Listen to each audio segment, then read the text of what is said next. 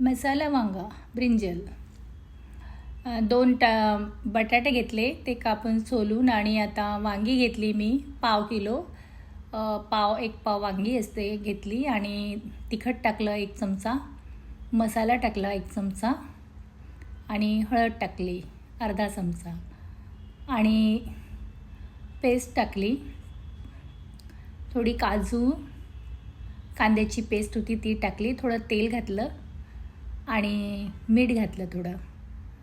आणि आता हे व्यवस्थित वांगा आणि याला लावून घ्यायचं बटाट्याला. आता एक कांदा घेतला, त्याला कापायचं, एक कांद्याला बारीक कांदा कापून घेतला. आणि आता एक टमॅटो घ्यायचा, त्यालाही बारीक कापून घ्यायचं. भाजीला फोडणी घालण्यासाठी ते कापून घेतलं आहे. आणि आता कोथिंबीरही कापून घ्यायची.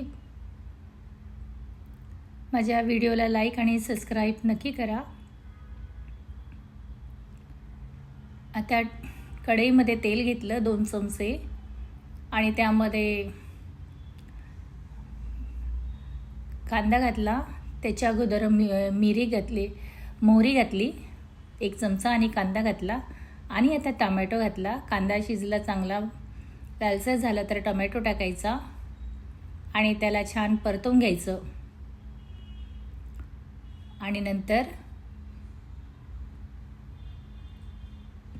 त्यामध्ये मसाला घालायचा. तो काजू कांद्याचा पेस्टचा मसाला होता तो घालायचा. आलं लसणाचा मसालाही घातला मी. आणि आता त्यामध्ये मीठ घालायचं स्वादानुसार. 1 चमचा तिखट टाकलं, आणि 1 चमचा हळद, छोट्या चमच्याने हळद घातलं, आणि काळा मसाला. आता परतून घ्यायचं. 2 चमचे काळा मसाला घातला मी, आणि व्यवस्थित आता परतून घ्यायचं. छान परतून घेतल्यानंतर त्यामध्ये वांगी घालायची आणि बटाटे घालायचे, दोन्हीही व्यवस्थित घालायचं.